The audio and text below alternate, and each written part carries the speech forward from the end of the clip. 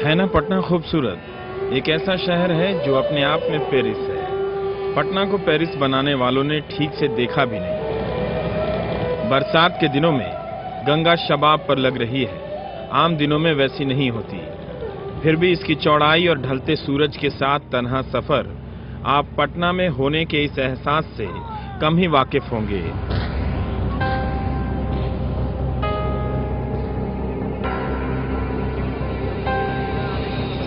इस जहाज के भीतर फ्लोटिंग रेस्तरां में लोग बैठे हैं। ये नया पटना है जो फिर से लुत्फ लेने की आदत से दो चार हो रहा है। डेक पर आ जाइए तो गंगा के तट से लगा दुनिया के प्राचीनतम राजधानियों में से एक पटना का किनारा दिखता है। पाटलिपुत्र, मगध साम्राज्य की राजधानी। हिंदुस्तान की सरजमी पर साम्राज्य की बुनियाद इसी शहर में पड़ी थी।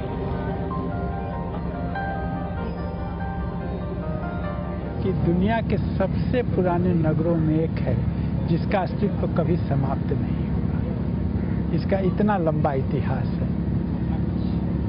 तो समय के अनुसार यहाँ पॉपुलेशन बढ़ता चला गया और इसकी व्यवस्था लोगों ने नहीं की। देखिए, अनप्लान तो था ही। इसका प्लानिंग कुछ हुआ जब अंग्रेजों ने बिहार पर अपना अधिकार 1757 के बाद किया।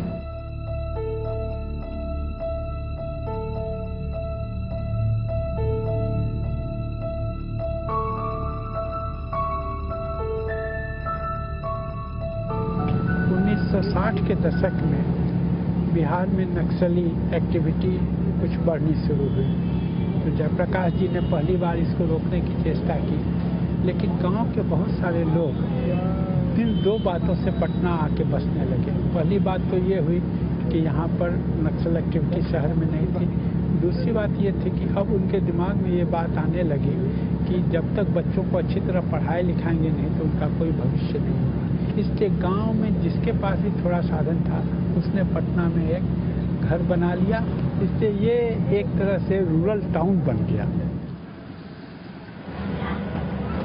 अच्छा, गंगा के बीच इस फ्लोटिंग रेस्तरां में तो आकर नहीं लगा कि पटना एक रूरल यानी ग्रामीण शहर जैसा लगता है। देख ही लेते हैं पटना और कैसा कैसा लगता है।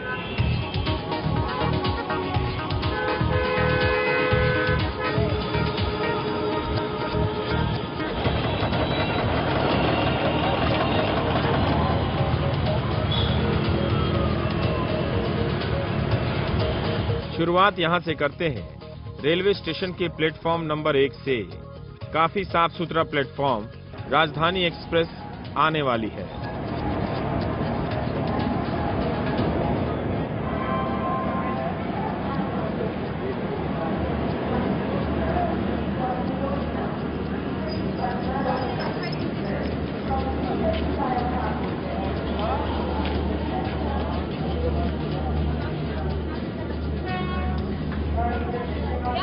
बाहर निकलते ही रिक्शा, टमटम और टेम्पो, सबकी भीड़। एक नजर में लगेगा क्या शहर है, कितना गंदा है। लेकिन यही वो बदसूरती है जिसका सामना होते ही लगता है कि पटना आ गए हैं। मिलिए दान पात्र लिए इन लोगों से जो शाइनिंग बिहार के नवाबजादों से अधिक दान मिलने की ख्वाहिश रखते हैं। नमस्कार, मैं हूं मनीष कुमार। स्पेशल रिपोर्ट में आपका स्वागत है। आज का स्पेशल रिपोर्ट वही प्राचीन पाटलिपुत्रा और आपके शहर पटना से। उसी पाटलिपुत्रा जिसके बारे में गौतम बुद्ध ने भविष्यवाणी की थी कि इस शहर को पानी, आग और आपसी मनमुटाव से हमेशा खतरा बना रहेगा। अब के शहर पटना में भले ही बाढ़ का पानी नहीं आता हो, लेकिन बारिश के पानी से यहाँ पर वाटर लॉगिंग जमकर होती है। जहाँ तक आपसी मनमुटाव का सवाल है तो यहाँ के हुक्मरानों के आपसी विवाद के कारण यह शहर अभी भी काफी बदसूरत बना हुआ है।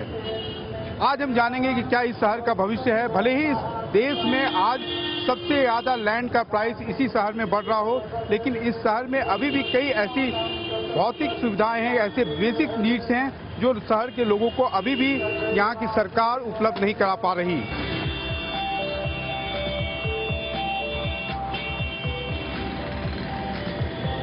20 लाख की आबादी हो चुकी है पटना की। शहर के पास विस्तार के लिए जगह नहीं है। एक तरफ गंगा रोक देती है तो दूसरी तरफ खाल जमीन, जिसमें बरसात के दिनों में पानी भर जाता है। इस दबाव के बावजूद पटना की सुबह का अंदाजा लेना हो तो आप जू आ जाइए। एलिट क्लास सेहत को लेकर काफी सीरियस है।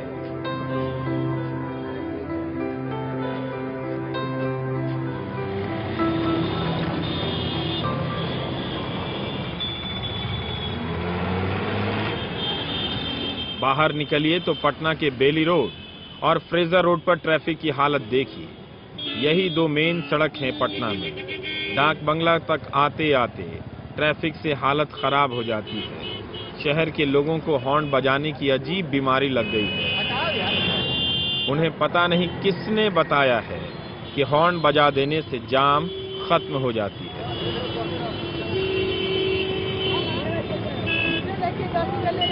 पॉपुलेशन के कारण हो गया है ऐसा, और स्पेस की कमी है, और स्पेस होगा ये सुधर जाएगा।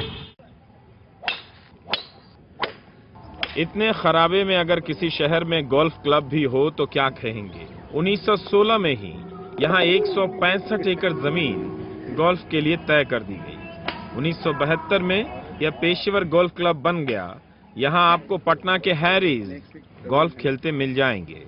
इसी क्लब को लालू यादव खत्म करना चाहते थे, लेकिन अब बिहार के मुख्यमंत्री नीतीश कुमार भी इसके मानद सदस्यों में से एक हैं। करीब 400 मेंबर हैं इस गोल्फ क्लब के। बहुत खर्चा होता है इसमें। समझिए कि एक एक ग्रीन, जो ये ग्रीन देख रहे हैं आप, ये ग्रीन को खर्चा करना है साल में 1 लाख रुपए लगता है मिनिमम एक ग्रीन को। लेकिन हम लोग किसी तरह चला रहे हैं विदाउट, हम लोग जो लिमिटेशन है उसी में मेंटेन कर रहे हैं।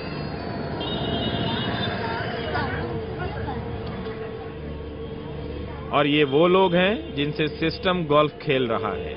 पटना की आबादी का विस्तार मोहल्लों के स्लम में बदलने से लेकर रेल की पटरियों तक में दिखता है। इनकी जिंदगी में जितने होल हैं उसे कोई गोल्फर कभी नहीं भर पाएगा।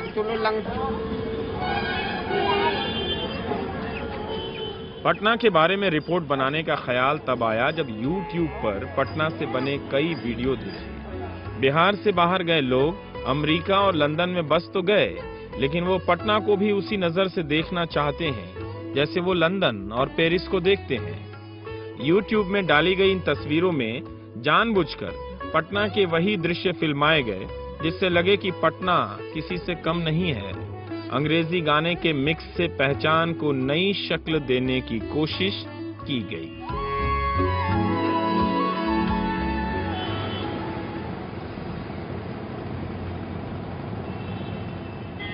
पटना बदल रहा है, डॉक्टर पूर्णेंदु ओझा से बेहतर कौन बताएगा। ऑस्ट्रेलिया से लौटे ही थे कि 2001 में अपहरण कर लिया गया। तब डॉक्टर ओझा ने कहा था बड़ी गलती कर दी ऑस्ट्रेलिया से लौटने की। आज वो अपने क्लिनिक में राहत महसूस करते हैं। डेफिनेटली है, हमें गर्व है कि हम पटना में रहते हैं, हमें गर्व है कि हम बिहारी हैं, और आज हम लोग अपना मुकाम भी हासिल कर रहे हैं। हर फील्ड में खुला आसमान, खुला आसमान, भय नहीं है, निश्चिंतता है, डर नहीं है, आत्मविश्वास बढ़ा है। नीतीश कुमार ने पटना में कानून व्यवस्था तो ठीक कर दिया, लेकिन शहर की व्यवस्था में खास बदलाव नहीं ला सके। बिहार का यही एक मुख्य शहर है, हर जगह से चरमराता दिखता है, लेकिन कानून व्यवस्था के ठीक होते ही पटना में प्रॉपर्टी की कीमतों में भारी उछाल है। लगभग दिल्ली के बराबर 3,500 से लेकर 5500 रुपए प्रति स्क्वायर फीट तक पटना में बड़ी संख्या में अपार्टमेंट बन रहे हैं। डिमांड एंड सप्लाई तो है ही है। पटना में आज से 5 साल 10 साल पहले जो दाम था जमीन का या अपार्टमेंट का, वो हिंदुस्तान में सबसे कम था। बाकी जगह जब बढ़ता रहा, गुड़गांव में, बॉम्बे में, दिल्ली में, साउथ इंडिया में, तो पटना में दाम नहीं बढ़ा। Whatever may be the reason for that. लेकिन अभी लास्ट 3 साल या 3.5 साल में डिमांड बहुत ज़्यादा हो गया है, अवेलेबिलिटी उतना है नहीं। फ्यूचर तो बिल्कुल है, it needs to be developed. जैसे बहुत सा जमीन है जो लॉक्ड है इन खास माल, उसको अगर रिलीज करके फ्री होल्ड कर दिया जाए तो काफ़ी जमीन आ जाएगा मार्केट में। बड़ा बड़ा बंगलोज है गवर्नमेंट का 3 एकड़ 4 एकड़ का, उसको रीडेवलप किया जाए तो जमीन है पटना में, but it is all locked in some form और द अदर। आर्किटेक्ट कहते हैं कि पटना में शहरी कानून भी काफी पुराना हो चुका है, इन्हें बदलने की जरूरत है। यही वजह है कि न सरकार इस शहर को विकसित कर पा रही है न बिल्डर। बिकॉज ऑफ द सबसे बड़ा ड्रॉबैक है कि जो रूल्स हैं, रूल्स जोन वाइज होना चाहिए। लाइक कि इस जोन में रेजिडेंशियल ही बनना है तो वो रेजिडेंशियल ही बनेंगे, इस जोन में अपार्टमेंट है तो अपार्टमेंट्स बनेंगे, कॉमर्शियल जोन है कॉमर्शियल बनेंगे। Frustrating in terms of means कोई डायरेक्शन नहीं है। जहाँ पे भी आपको चाहिए कम से कम जगह में भी आप अपार्टमेंट बनाना चाहते हैं तो आप बना लेते हैं। इस तरह से अगर ग्रोथ होगा तो it will crumble bye its own wait, वो अपने बोझ से दब जाएगा, क्योंकि ट्रैफिक का सॉल्यूशन हम नहीं कर पाएंगे। एग्जिस्टिंग जो रोड्स हैं हमारे, उस रोड का विड्थ एक लिमिट के बाद नहीं बढ़ पाएगा। इस रोड में ज़्यादा है। दूसरा चीज और ये है, पटना नगर निगम के मेयर अख्तर इमाम से हमने जानने की कोशिश की कि शहर इतना गंदा क्यों लगता है, तो वो अपने दफ्तर के पीछे बने स्लम्स को दिखाने लगे। बताने लगे कि देखिए ये झुग्गी हट जाएगी तो यहाँ नगर निगम का दफ्तर बना देंगे। इसको में हम लोग अपना ऑफिस डेवलप करेंगे। पूरा फेलियर तो नहीं है, लेकिन कुछ व्यवस्था खराब है जिसके वजह से कुछ स्थिति जो है दयनीय है। लेकिन इस व्यवस्था को ठीक करने के लिए ही हम लोग आए हैं और उसमें पूरा प्रयास है कि हम लोग इस व्यवस्था को ठीक करें और शहर का सूरत कुछ बदले। पटना की कॉलोनियों का बुरा हाल है। पाटलिपुत्रा कॉलोनी, जो कभी पटना की पॉश कॉलोनी थी, आज जर्जर हालत में है। आईएएस अधिकारी अफजल अमानुल्लाह बताते हैं कि कैसे ये कॉलोनी बसाई गई और अब क्यों यह भी देखने लायक नहीं रही। होंगे या आप गवर्नमेंट सर्वेंट नहीं हुए तो आपको नहीं मिलेगी जमीन। लोगों को पकड़ पकड़ के गवर्नमेंट सर्वेंट्स को ला करके प्लॉट दिया गया कि आप लीजिए। मेरे फादर बताते हैं कि जब कंस्ट्रक्शन शुरू नहीं किया उन्होंने करीब 4-5 महीने तक, तो कोऑपरेटिव सोसाइटी ने उनको एक चेक भेजा 20,000 रुपए का और कहा कि हम बालू छड़ सब दे रहे हैं, आप शुरू करिए काम।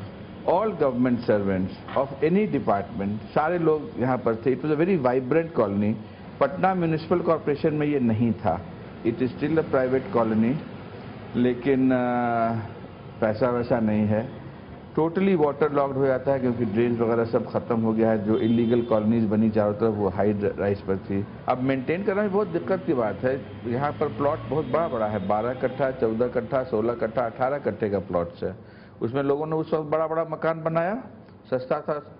अब उसको मेंटेन करने के लिए भी दिक्कत है। शहरी दुखों का अंबार लगता है पटना। ब्रेक के बाद चलेंगे रिवॉल्विंग रेस्तरां में। जमीन पर पांव रखने की जगह नहीं तो क्यों ना आसमान में लंच डिनर की दुकान खोल ली जाए। ब्रेक के बाद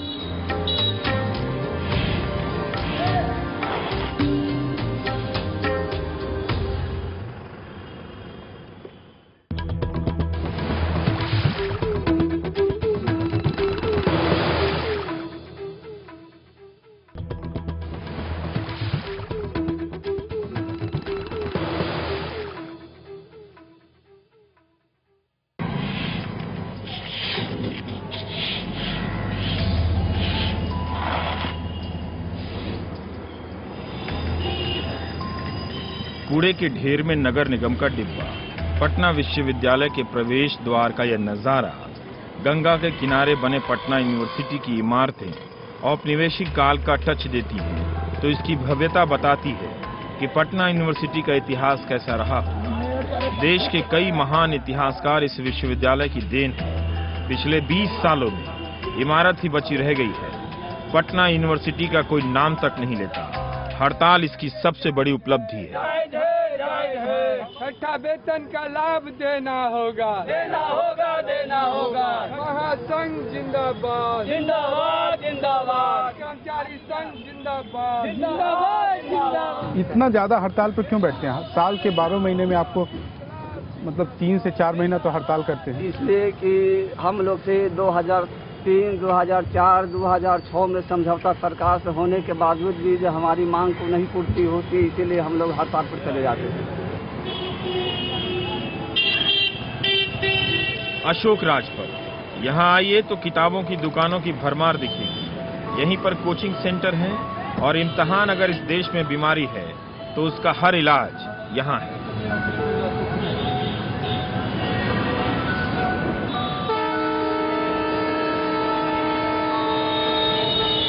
आबादी की बोझ और जगह की कमी से पटना एक दरकता शहर लगता है। यही वजह है कि जो भी पटना आता है उसे बदला हुआ नहीं लगता।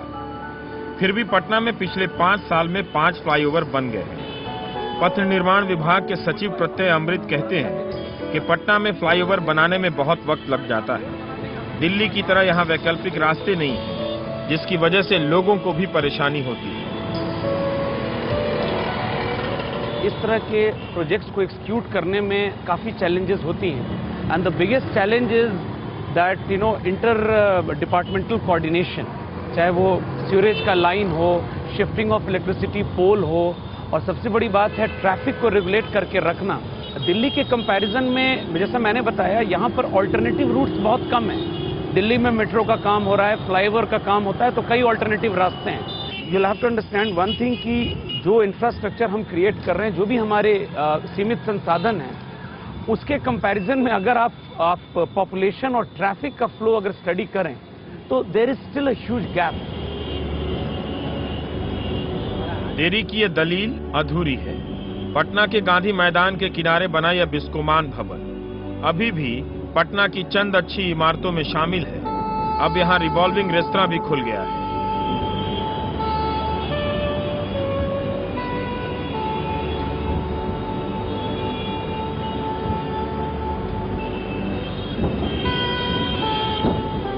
कोई अगर व्यापारी यहाँ पर आकर के बिस्कोमान जैसे बिल्डिंग में भी अगर 2, 2.5, 3 करोड़ रुपए इन्वेस्ट कर सकता है तो निश्चित रूप से ऐसा उन्होंने आकलन किया होगा कि बिहार बदल रहा है।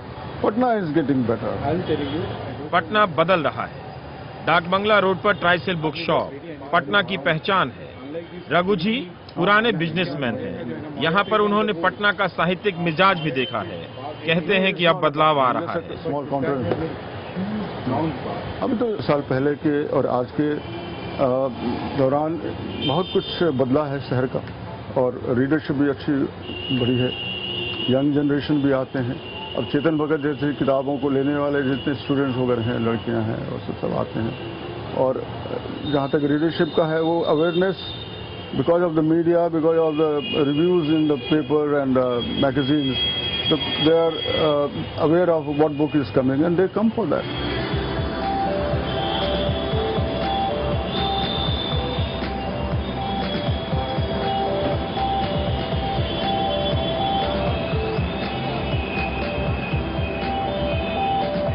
पटना की शाम अब हल्की हल्की रंगीन होने लगी है। लोग घरों से निकलने लगे हैं पान खाने और लस्सी पीने। पटना भविष्य के लिए तैयार नहीं। ये जरूर है कि यह शहर रोजगार पैदा करता है, गरीबों का शहर है। बिहार से लोगों को उम्मीदें हैं, लेकिन पटना की हालत देखेंगे तो निराशा हाथ लगेगी।